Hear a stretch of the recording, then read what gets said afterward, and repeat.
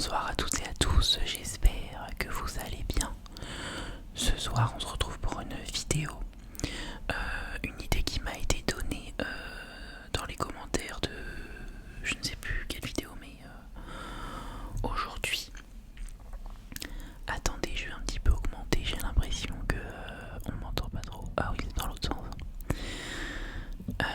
Je vais vous montrer mes dernières lectures. On va parler livre aujourd'hui. Alors vous avez vu sur la miniature, c'est une très grosse pile, mais en soi, c'est vraiment tous les livres que j'ai lus depuis un an, on va dire.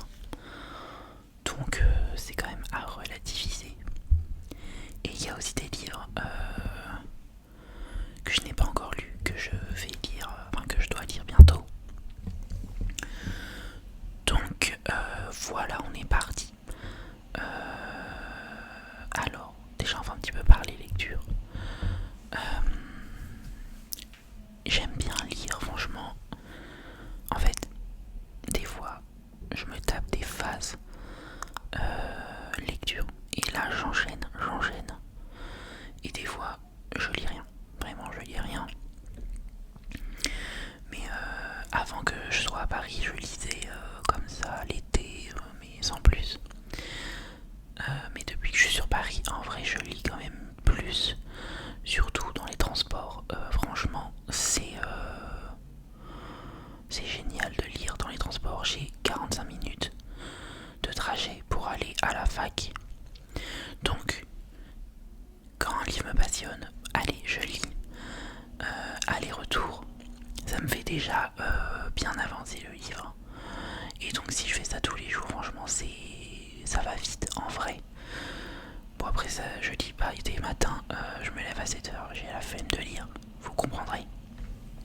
Vous me comprenez, pardon. Donc voilà, c'est un peu coup-ci coup-ça. Après, si j'ai des trucs à lire pour les cours, ce qui est assez rare, enfin, j'ai beaucoup de trucs à lire, mais qui ne sont pas obligatoires. C'est des lectures conseillées. Donc c'est vrai que je pourrais lire plus pour les cours, mais donc là, je vais vous montrer ce que je lis en ce moment. Oula. Donc, en vrai, il y a beaucoup de livres, mais c'est pas vraiment diversifié, vous allez voir. Donc en ce moment, je lis. C'est le ticket. Parce que je l'ai acheté il y a pas très. En fait, j'ai acheté il y a pas longtemps. Mais je l'avais commencé, je l'ai pris à la bibliothèque. Et je savais pas si c'était bien. Parce que les livres de cours, je les achète pas tous. En fait, je commence à les lire par la bibliothèque. Et si je vois que j'aime bien et que j'ai envie de l'avoir, bah, je l'achète. Après, c'est vrai que je pourrais acheter beaucoup plus de livres d'occasion.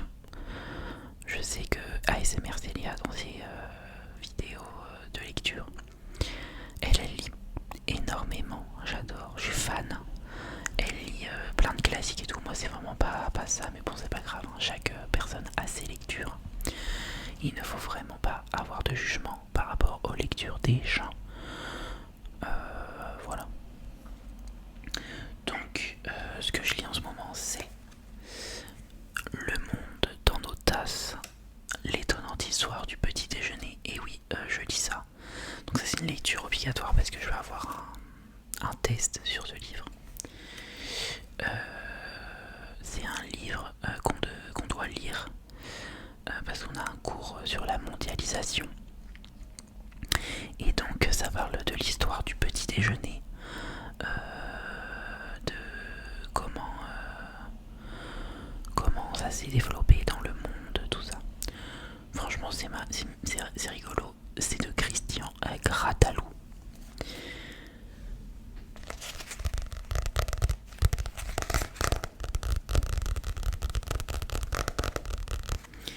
Franchement, c'est rigolo. J'ai lu, allez quoi, 50 pages, hein, c'est pas énorme. Je dois le terminer pour mi-novembre, je crois.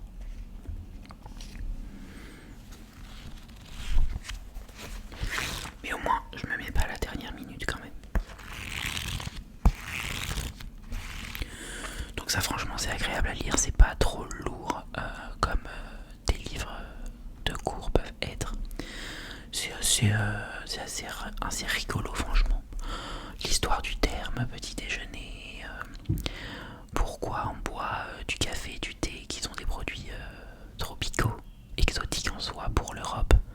Enfin bref, voilà, c'est assez marrant. Je vais vous lire les synopsis des livres. Bon, cette vidéo sera peut-être longue, hein, mais c'est pas grave. Thé, café, chocolat. Cette litanie du matin, formulée dans tous les hôtels du monde, évoque à chacun le rituel, le quotidien immuable du petit déjeuner. Qui peut en effet imaginer se réveiller sans l'odeur stimulante d'un café, la chaleur enrobante d'un thé ou la douceur réconfortante d'un chocolat chaud? Et pourtant, ces boissons, pour nous si familières, ne sont pas européennes. Alors comment ces produits ont-ils fait irruption dans nos tasses, et ce, dès le XVIIIe siècle? En retraçant l'histoire du petit déjeuner, Christian Gradalou déploie celle de la mondialisation et de la division nord-sud. Ainsi, depuis 3 siècles, quand nous buvons notre boisson matinale, c'est un peu comme si nous buvions le monde. Voilà.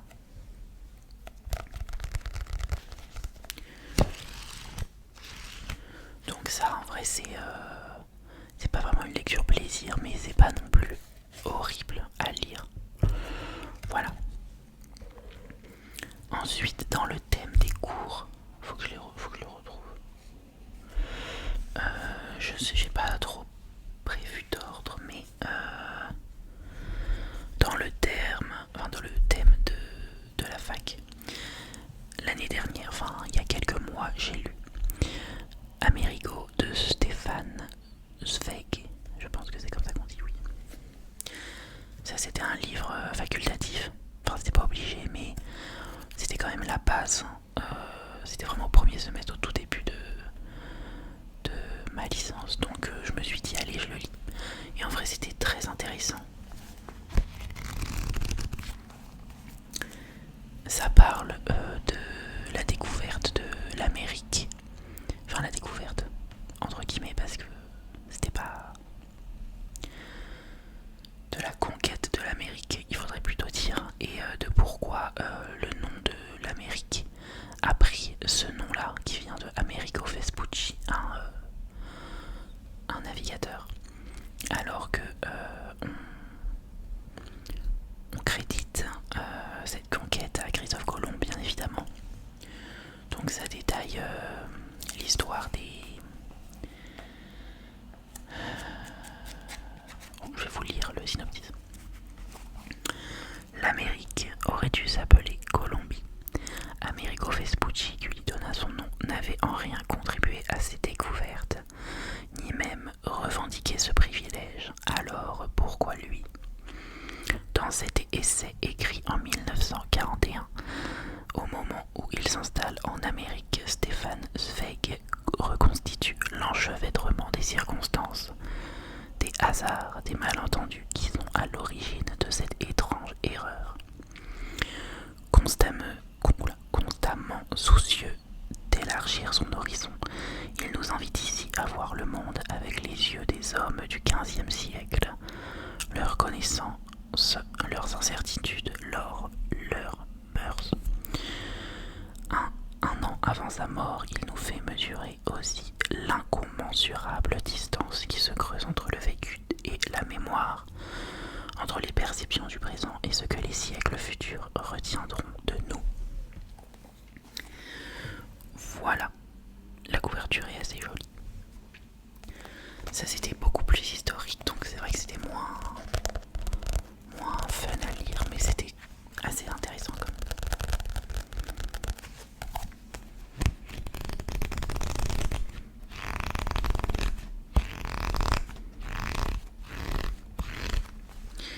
Voilà, donc ça c'est vraiment ce que j'ai lu pour les cours. J'ai pas lu grand chose, hein.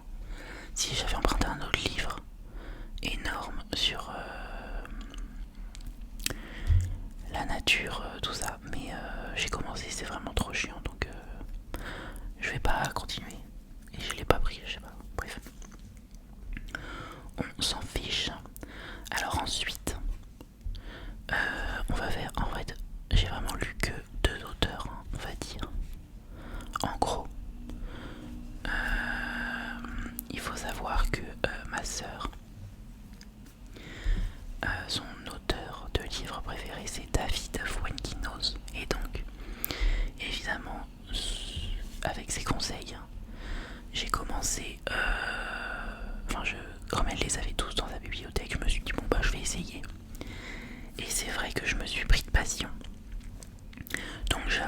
les avoir enchaînés. Mais quand je dis enchaînés, c'est vraiment, je les ai enchaînés. En quelques mois, j'en ai lu... attendez, je vais compter.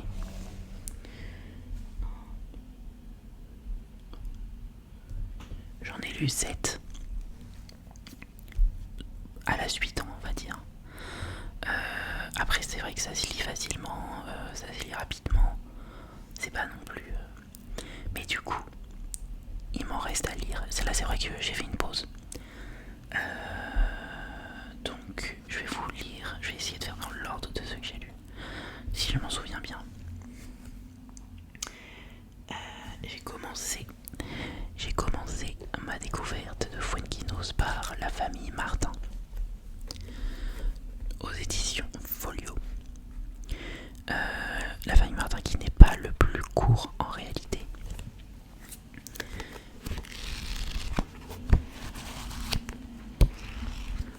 Je vais essayer de raconter avec mes mots plutôt que de lire le résumé. La Famille Martin, c'est l'histoire d'un auteur qui est en panne d'inspiration et du coup il se dit mon prochain livre ça sera je descends dans la rue et la première personne que je vois j'écris un livre sur cette personne et donc il descend tout ça et il rencontre une mamie, je crois une vieille dame et donc il lui explique sa démarche et tout. Et bref, cette dame lui présente sa famille. Et au final, il va être retrouvé à écrire sur toute la famille. Sur toute la famille. Voilà, mais c'est vrai que ce processus va un petit peu venir perturber le cours des choses dans cette famille. Et donc ça va un petit peu créer des petites péripéties. Ce qui est génial, c'est que du coup, c'est un auteur, David Fuenquinos, qui écrit sur un auteur. Et ce que j'aime bien dans son écriture, c'est que il y a toujours un peu un mélange fiction-réalité qui est hyper bien fait. Genre là, du coup, c'est le narrateur, c'est l'auteur à la première personne. Et du coup, à des moments, on se demande si c'est le personnage ou si c'est le vrai auteur qui...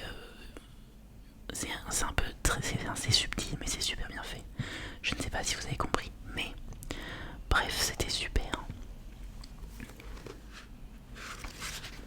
Donc j'ai commencé par celui-là. Je ne sais plus quand j'ai commencé.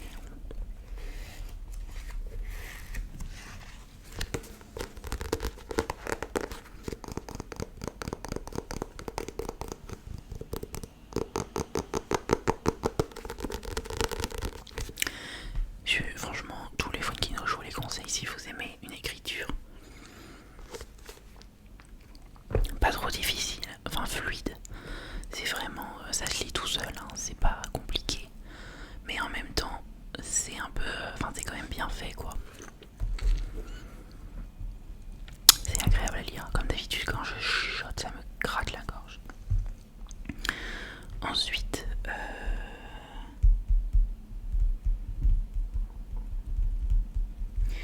je ne sais plus et vraiment l'ordre, mais c'est pas grave.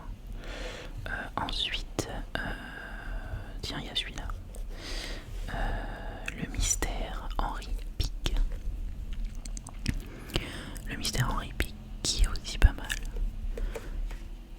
330 pages. C'est un livre qui a été adapté au cinéma, mais je n'ai pas vu le film. Mais en même temps, ça me donne pas très envie maintenant que j'ai lu le livre. Moi, je suis pas de la team livre et film, vous voyez.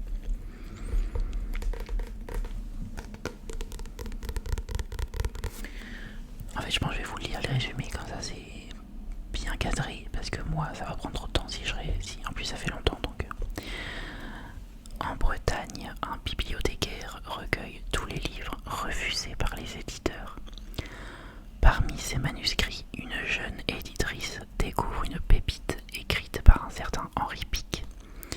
Elle part à sa recherche et apprend qu'il est mort 2 ans auparavant. Mais selon sa veuve, il n'a jamais écrit autre chose que des listes de courses. Aurait-il eu une vie secrète? Auréolé de ce mystère, le livre de Pic aura des conséquences étonnantes sur le monde littéraire.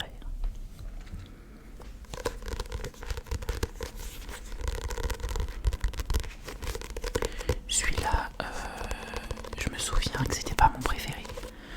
J'avoue, c'était bien, mais voilà.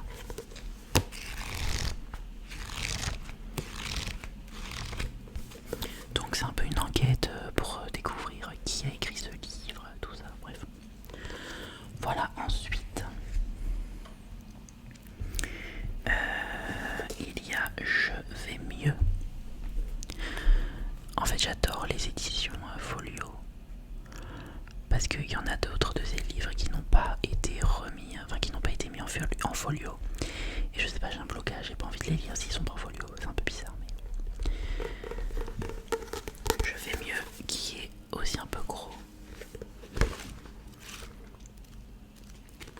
Alors c'est vrai qu'en les enchaînant ces livres, mais je les ai vraiment enchaînés, genre des fois j'en terminais un, le jour même j'en commençais un autre.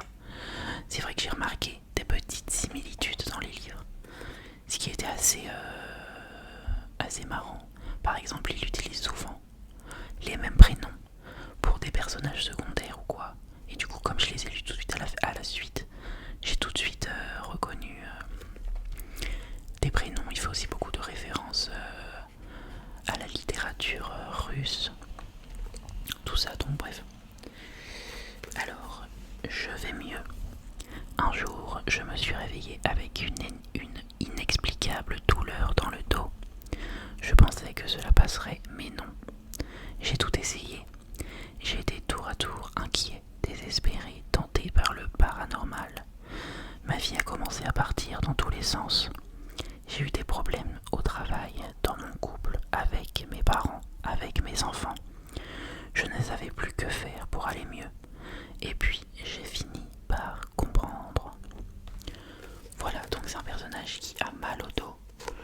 Et la douleur est de plus en plus insupportable. Et donc il va essayer de trouver par tous les moyens d'arrêter ces douleurs. Et aussi trouver les causes de ces douleurs. Mais c'est un petit peu métaphorique, hein, le mal de dos. Voilà. Alors ça j'ai bien aimé, même si j'avoue je suis pas trop fan des livres à la première personne. Mais bon, c'est pas très très grave.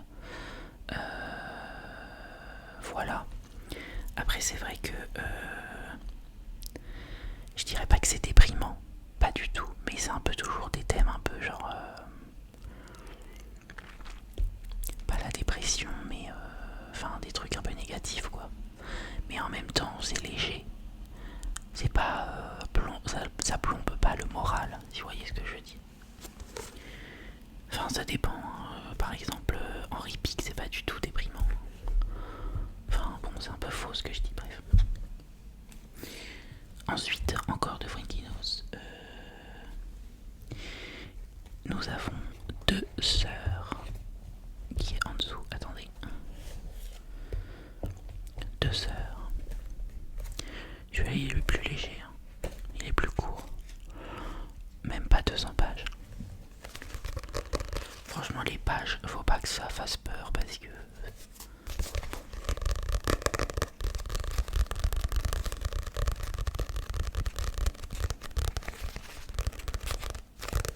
Je vous fais un peu de trigger quand même.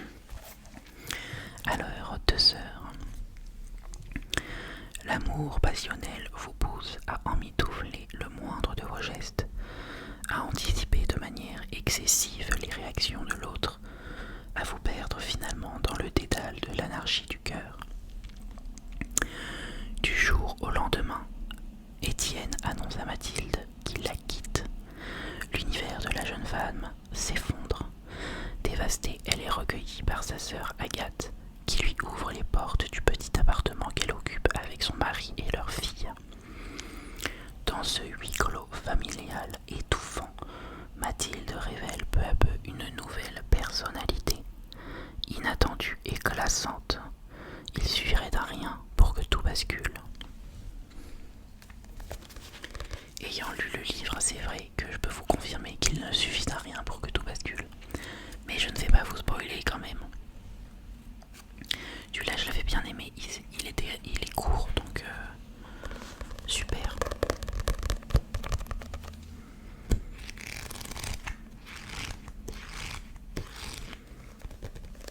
Voilà, je vais essayer d'aller un peu plus vite quand même. Ensuite, on a numéro 2. Celui-là, c'est un des plus récents. Enfin, il y en a un qui est sorti il n'y a pas longtemps de livre, mais il n'est pas sorti encore en édition folio ou même poche, donc j'ai pas encore lu. Mais celui-là, ça raconte l'histoire du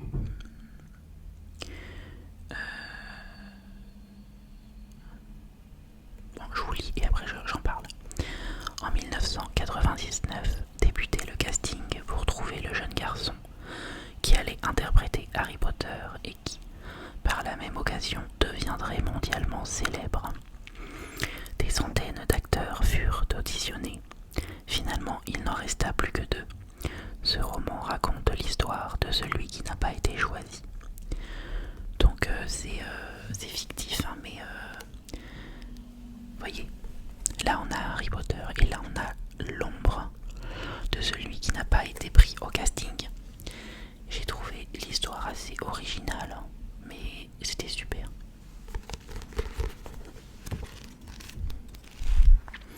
Celui-là, je l'avais bien aimé. Ça parle, enfin c'est des thèmes, la peur de l'échec,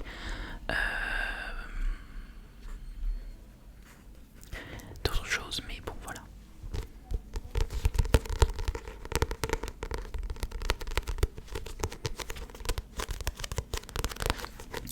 Comme je vous l'ai dit, les Fuenquinos, ça se lit vraiment tout seul. Mais enfin, je ne peux que vous encourager à les lire. Alors là, on arrive à mes 2 préférés.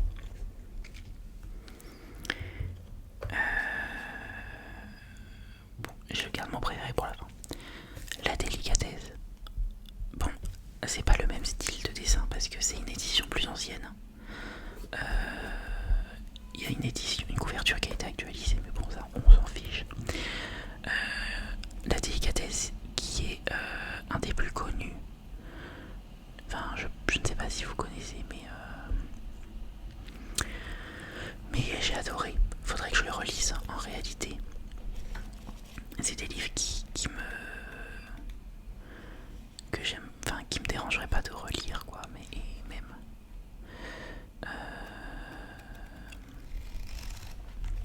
C'est un livre d'amour.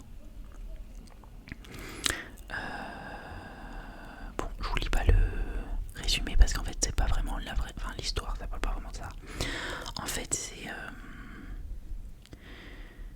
c'est un couple qui se rencontre. Ils sont faits l'un pour l'autre. C'est la grande histoire d'amour, quoi. Vraiment. Sauf que le mari fait un accident et décède.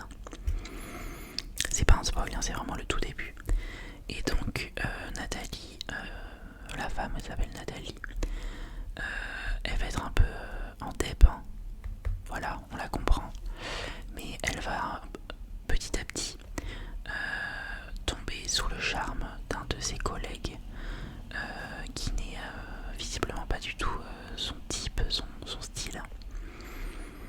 Mais il va réussir à, malgré lui un petit peu, à la charmer, sachant que elle, c'est vraiment une femme, un petit peu une femme fatale. Voilà. C'était génial, faut que ça me donne envie de le relire. J'espère que ça vous a donné envie, mais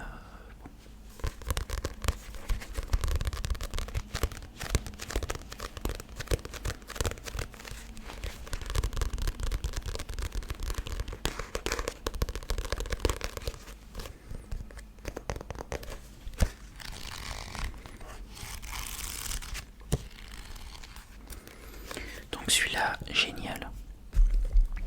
Et mon préféré, Vers la beauté. Antoine Duris est professeur aux Beaux-Arts de Lyon. Du jour au lendemain, il décide de tout quitter pour devenir gardien de salle au musée d'Orsay. Ça se passe à Paris. Personne ne comprend cette surprenante reconversion de la part d'un spécialiste de Modigliani. Qu'a-t-il vécu pour fuir ainsi? Mathilde, la DRH du musée, est décidée à percer son secret. Vous voyez, donc là on retrouve déjà Mathilde, qui était aussi dans Deux Sœurs. Bref, j'ai adoré, bouleversant. Il faut que je le relise aussi. Du coup, oui, c'est un professeur aux Beaux-Arts qui quitte tout pour être gardien de musée. On comprend pas trop pourquoi il fait ça. Au final, il y a un petit peu, on comprend il y a son passé qui ressurgit un petit peu. Il va donner aussi des cours de peinture. Non. En fait, le début, ça se passe au présent quand il déménage, tout ça. Et après, il y a une très grosse partie du livre. Ça se passe dans son passé. Et mais en même temps, c'est très bien fait. C'est pas juste un flashback comme ça. Et dans son passé, il donnait des cours aussi de peinture à une étudiante. Mais il y a eu un drame avec cette étudiante. Je vais pas vous spoiler. Parce que ça vaut vraiment le coup de le découvrir. Je vous le conseille. S'il y en a un que je vous conseille, c'est celui-ci. Vers la beauté. C'est assez lourd aussi. Je dirais pas que c'est déprimant, mais c'est des sujets quand même graves. Mais en même temps, c'est très poétique, quoi. C'est génial.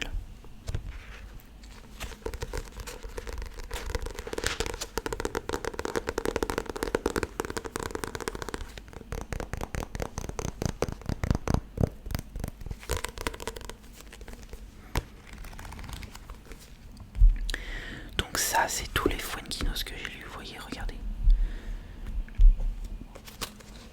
En fait, je les trouve super jolis. Je sais pas, je trouve ça trop mimi, quoi. Après, ils sont pas tous à moi, comme j'ai dit, ils sont à ma sœur. J'avais commencé à me les acheter moi-même pour faire ma bibliothèque. J'en ai acheté 4 et après, comme j'ai fait une petite pause, voilà. Mais en plus, les couleurs, vous voyez, c'est vert, bleu. Voilà, j'aime bien. Donc ensuite, cet été, j'avais commencé Le potentiel érotique de ma femme. Mais j'avoue que je l'ai lâché parce qu'en fait l'été, pendant les vacances, je suis pas vraiment dans un mood lecture. Moi, c'est vraiment dans la vie de tous les jours, dans les transports, j'adore. Mais donc là, c'est vrai que je n'ai pas continué. Peut-être que je le reprendrai un jour, à un moment donné. Et lui aussi, les souvenirs. Je l'ai commencé, mais vraiment lui, je crois que j'avais lu 10 ou 15 pages. Et c'est vrai que j'avais pas... Des fois, il y a des livres. Genre même quand j'étais plus petit, des fois, j'étais à fond sur des livres qui étaient assez rares. Et genre, je sais pas, je faisais une pause de 2-3 jours. Et je le finissais jamais. Même des livres où j'étais vraiment dedans, à la fin, je les ai tombés. Et plusieurs fois, ça m'est arrivé. Et bref. Donc celui-là, il faudrait que je le reprenne. Je sais pas pourquoi. Voilà. Bon, ça et ça, je vais pas vous dire de quoi ça parle. C'est bon, on n'a plus le temps. Voilà. Donc, et ensuite, il y a 3 autres. Non, il y a d'autres livres que j'ai lus. Attendez.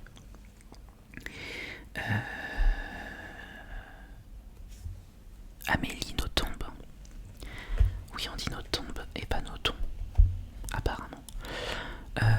Je pense que vous connaissez, très connu. J'étais vraiment passionnée.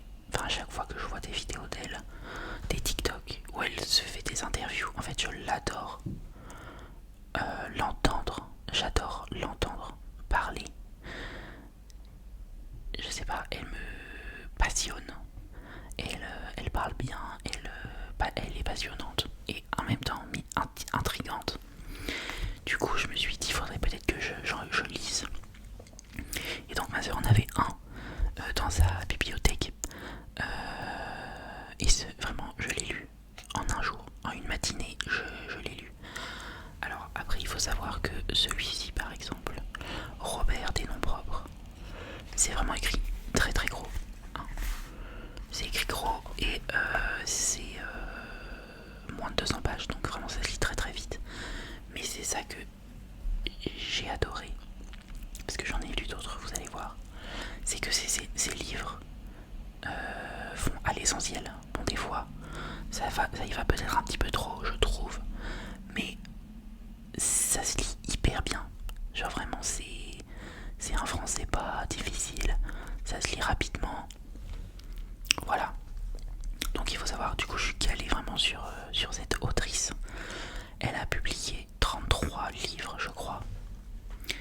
Un livre par an depuis 92, il me semble.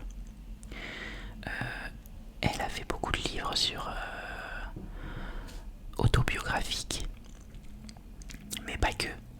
J'avoue que je suis pas très autobiographie, enfin faudrait que je m'y penche, mais les trois, enfin ceux que j'ai lus ne sont pas autobiographiques, ou du moins pas vraiment. Et donc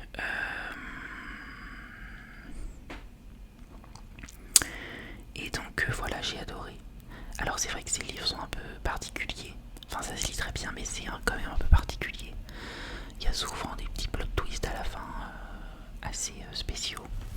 Mais donc j'ai commencé avec Robert des noms propres, qui est un de ses plus anciens, je crois. Faut savoir qu'elle est belge, elle a vécu et elle est tombée amoureuse du Japon dans sa vie. Donc il y a beaucoup d'allusions au Japon, à l'Asie. Elle a fait plusieurs livres, dont son dernier qui est sorti en septembre là, L'impossible retour, je crois. Je vous dis, je suis calé. Donc celui-là que j'ai lu en une matinée, en fait je l'ai lu en une fois, je me suis pas arrêté, ce qui est une première. Je vous lis le résumé. Pour un écrivain, il n'est pas de plus grande tentation que d'écrire la biographie de son assassin. Robert des noms propres, un titre de dictionnaire pour évoquer tous les noms qu'aura dit ma meurtrière avant de prononcer ma sentence. C'est la vie de celle qui me donne la mort. Donc un synopsis assez évasif en réalité. Mais voilà. Et en fait c'est signé A.N. Amélie Nothomb. Donc en fait elle parle à la première personne, mais en fait c'est pas vraiment autobiographique. Mais je vais quand même spoiler. En fait c'est quand même vrai, parce qu'à la fin, mais genre aux deux dernières pages, c'est une fiction, mais à la fin elle apparaît dans son propre livre en tant que personnage. Et donc à la fin c'est vrai que le personnage principal du livre va la tuer, et donc c'est pour ça qu'elle écrit ce synopsis. Mais l'histoire ne tourne pas autour d'elle, c'est ça qui est bien fait.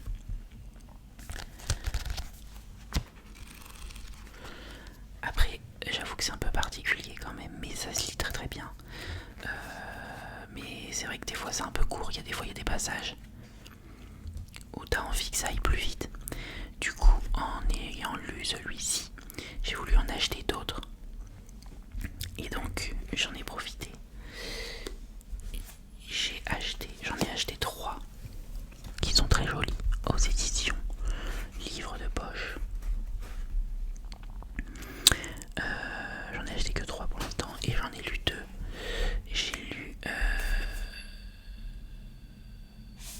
J'avais commencé par Cosmétique de l'ennemi. Et il y a toujours des petites photos d'elle sur les couvertures.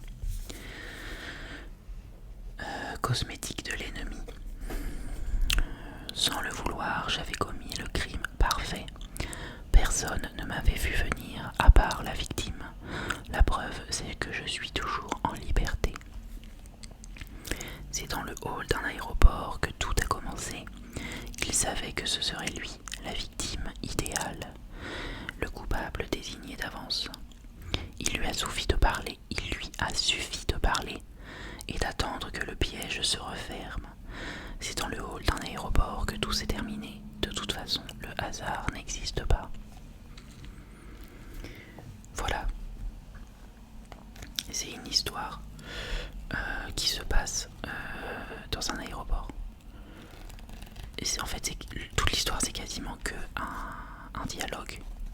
personnage. Et ça se lit super rapidement parce que c'est très dynamique en fait. Comme c'est que du dialogue, ça va super vite. Celui-là aussi, je l'ai lu en un jour. Ce qui est assez fou. À la suite, le lendemain, j'ai lu 2 livres en 2 jours. J'avais bien aimé. Mais vous voyez, en fait, j'ai un peu choisi ces livres au hasard. Je les ai pris par rapport au synopsis qui m'intéressait.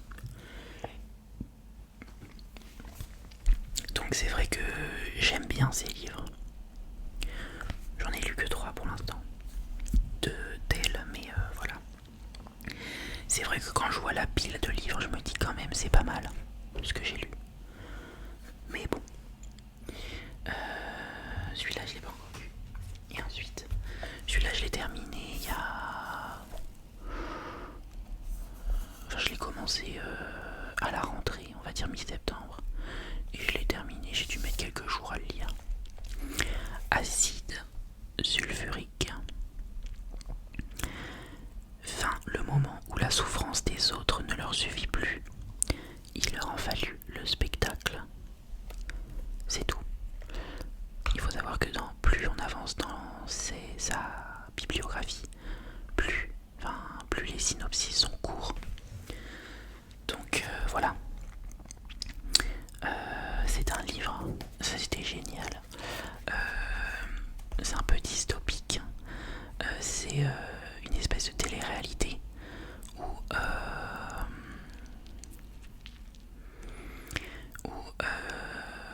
en fait c'est un peu les camps de concentration en mode télé-réalité. C'est assez horrible dit comme ça, mais c'est une émission où il y a des gens qui travaillent, qui sont mal nourris et tout, et c'est des gens qui sont vraiment pris au hasard, et ils font une émission sur ça et les gens regardent. Donc on se dit c'est un peu loufoque quand même, mais c'est génial. Par contre là pour le coup la fin elle est trop rapide, franchement. Mais en même temps, et ce que j'aime bien c'est qu'elle trouve toujours des prénoms sortis de nulle part. Genre là c'est Panonique, dans un autre c'est Plectrude.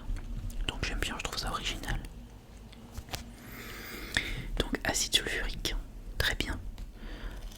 Après en vérité je pensais que pour le coup il allait y avoir un plot twist. Et spoil, il n'y en a pas vraiment. Mais vraiment ça se lit hyper vite. Je vous jure que voilà. Et c'est très facile. Je ne pensais pas que c'était comme ça qu'elle écrivait, mais en fait si. Cette vidéo est très longue, mais c'est pas grave. On a bientôt fini. Et donc celui-là, je l'ai assis à Barbe Bleue. Je n'ai pas encore lu. C'est vrai. Et le synopsis c'est la colocataire et la femme idéale. Point. Mais en fait je crois que ça reprend Barbe Bleue qui existe déjà, mais c'est vrai que quand je l'ai acheté j'ai pas tilté. Voilà. Il y en a pas mal d'autres qui m'intéressent. Mais là j'ai épuisé tout mon passe culture. Donc bon, c'est pas grave. Voilà, donc ça c'est un livre que je vais lire bientôt. Celui-là c'est un peu vieux. Celui-là ça date vraiment de septembre dernier, de l'année dernière, au tout début de la fac. Je m'étais dit ouais je veux lire et du coup j'avais acheté ça. La prochaine fois que tu mordras la poussière de Panayotis Basco, l'humoriste, qui avait fait un petit peu qui avait eu un bon succès quand même l'année dernière, qui est ressorti en poche je crois. Là je l'avais acheté en format gros livre. C'est une autofiction je crois, donc c'est un peu autobiographique mais modifié. Celui-là non plus, ce livre je l'avais pas terminé, je crois qu'il me restait 20 pages. Et donc je voulais le recommencer. Enfin j'avais recommencé quelques pages et j'ai re-abandonné. Mais c'est vrai que c'était super. Ça parle... c'est un peu du développement personnel, caché. Mais pas gnangnan quoi, c'est vraiment...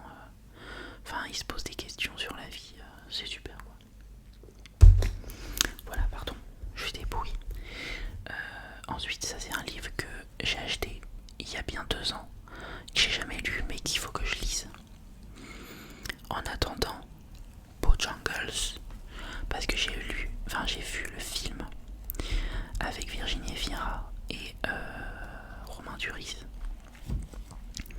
Film qui m'a fait lâcher ma petite larme à la fin, qui est très rare. Mais donc du coup je voulais le lire et c'est vrai que je l'ai jamais lu. Voilà, le film est génial, hein, franchement, regardez-le ou lisez le livre. Le livre je sais pas ce que ça donne, mais le film vient quand même du livre, donc bon. Mais en tout cas le film est excellent.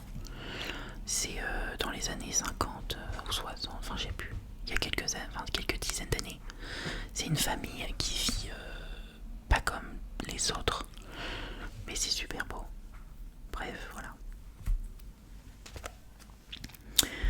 Voilà, et ensuite on termine presque. Ça c'est un livre que j'ai acheté en juin dernier et que je n'ai toujours pas lu. Diana, racontée par elle-même, qui parle de Diana, de la famille royale, tout à fait. Je regarde The Crown avec ma sœur. On est bientôt terminé. Et vu que c'est une série sur la famille royale, qui est un petit peu, qui prend des éléments de la réalité, quoi. Et en fait, il y a un épisode où on sait que Diana, dans la famille royale, elle avait beaucoup de soucis et tout. Et donc il y a un moment où il y a un auteur qui l'approche, Andrew Morton, et qui lui propose de raconter ses problèmes dans un livre.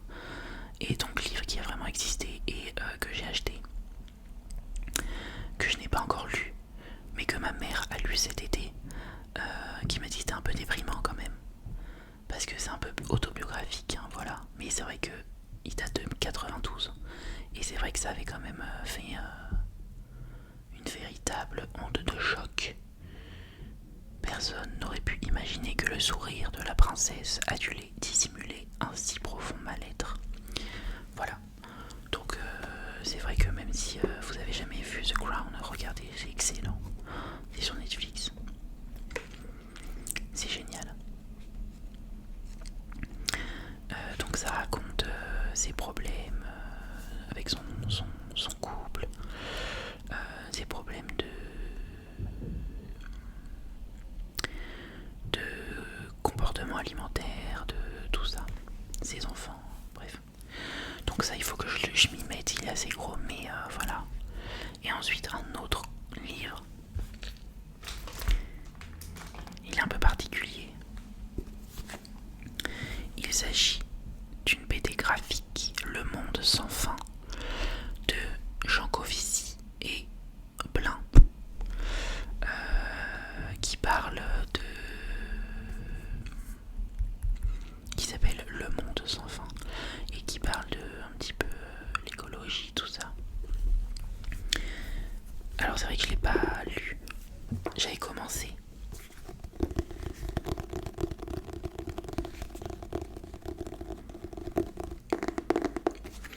Après j'avoue que moi qui suis déjà pas mal sensibilisé, j'avoue que je pense que je suis pas vraiment la cible, parce qu'en fait c'est un petit peu pour vulgariser, pour expliquer le changement climatique, tout ça. Mais c'est super beau, je vais essayer de vous montrer une image.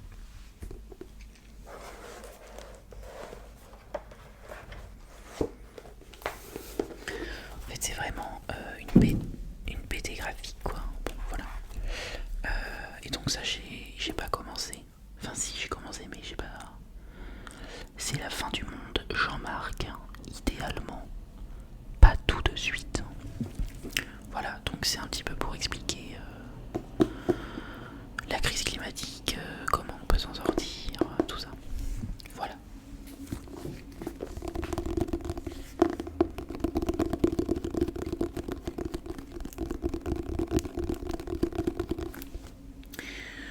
Bon, je m'en arrête là parce que c'est vrai que 45 minutes, vous allez être gâtés. J'espère que ça vous aura plu. Je ferai peut-être des updates de temps en temps si j'ai lu. Donc voilà, ça c'est à peu près ce que j'ai lu. Enfin, c'est ce que j'ai lu depuis l'année dernière. Il y a pas mal de choses, même si il n'y a pas beaucoup d'auteurs. Faudrait que je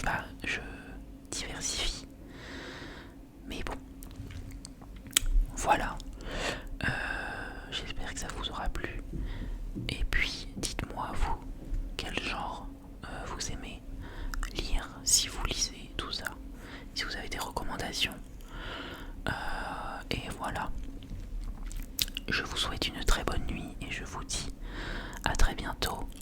À la prochaine. Bonne nuit.